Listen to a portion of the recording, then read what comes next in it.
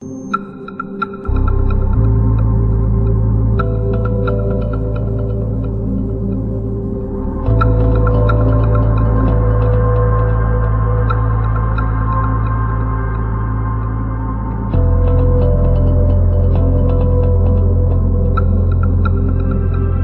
ses 230 hectares d'espace vert, ses larges avenues bordées d'arbres et ses jardins publics, Rabat mérite plus qu'aucune autre le titre de ville verte.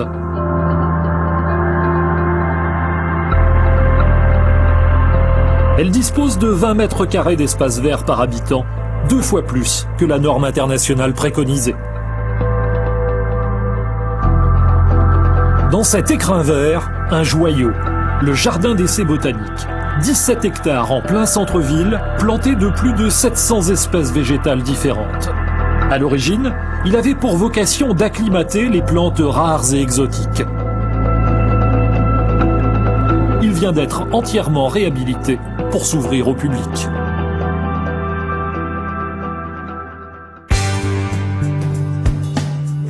Capitale du Maroc depuis 1912, Rabat est le centre de la vie politique et diplomatique du royaume. On y trouve toutes les institutions de l'État, les ambassades et les institutions internationales.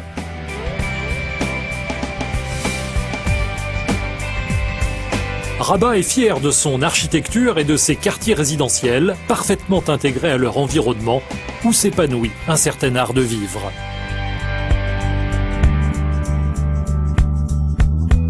Rabat est également au cœur de la vie culturelle et intellectuelle, avec ses universités et ses grandes écoles. La Bibliothèque nationale, qui abrite plus de 300 000 ouvrages, et ses musées, qui mettent en valeur la richesse culturelle de la ville.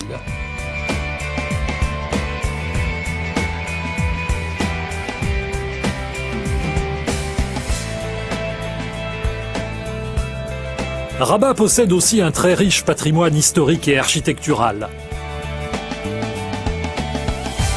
La tour Hassan, qui est le symbole de la ville, était le minaret d'une mosquée qui ne fut jamais terminée. L'ancienne ville romaine et mérénide de Sheila offre un espace de verdure et de tranquillité aux portes de la ville.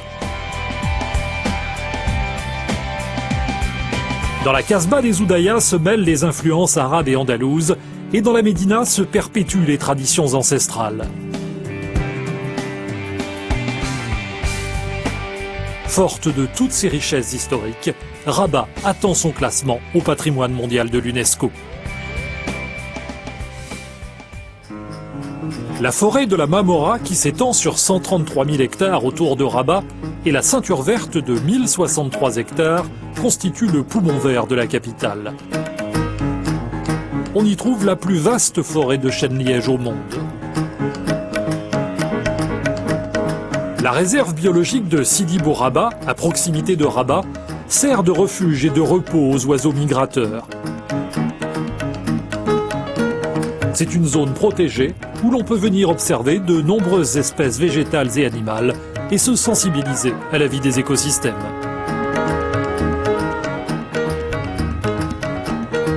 Quant aux jardins exotiques de Bouknadel, ils constituent à eux seuls une ouverture sur le monde et une invitation à découvrir une faune et une flore inattendues.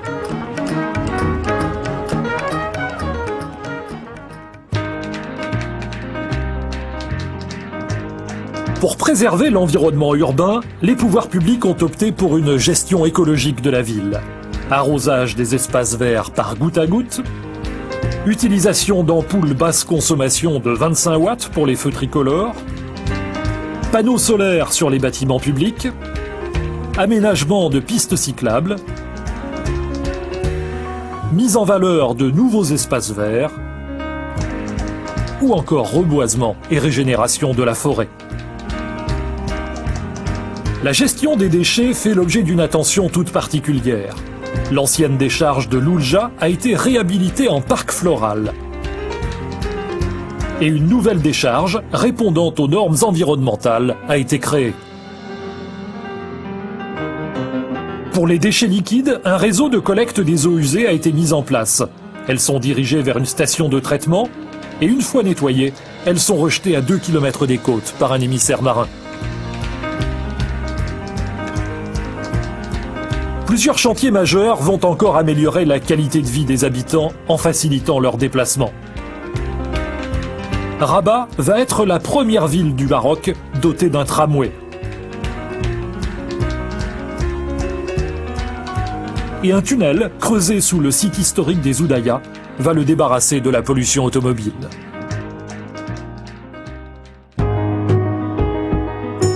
La société civile se mobilise elle aussi pour relever le défi Rabat Ville Verte. Dans les supermarchés, des caisses vertes proposent des paniers et des sacs biodégradables à la place des habituels sachets en plastique. De nombreuses associations mènent des actions de sensibilisation au recyclage et à la protection de l'environnement, notamment dans les écoles.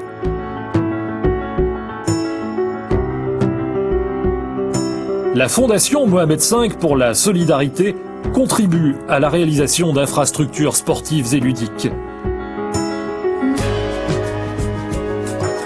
Et la Fondation Mohamed VI pour la protection de l'environnement participe au programme de propreté des plages et du littoral.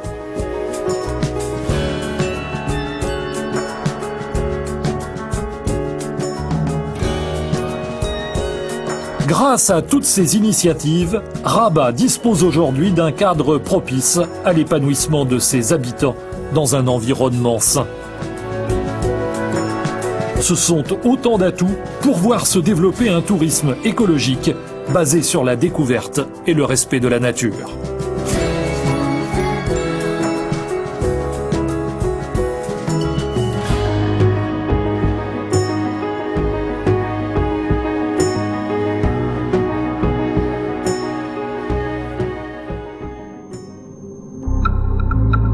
En adoptant, sous l'impulsion de Sa Majesté le roi Mohamed VI, une charte de l'environnement et du développement durable, le Maroc de 2010 place résolument l'écologie parmi ses priorités.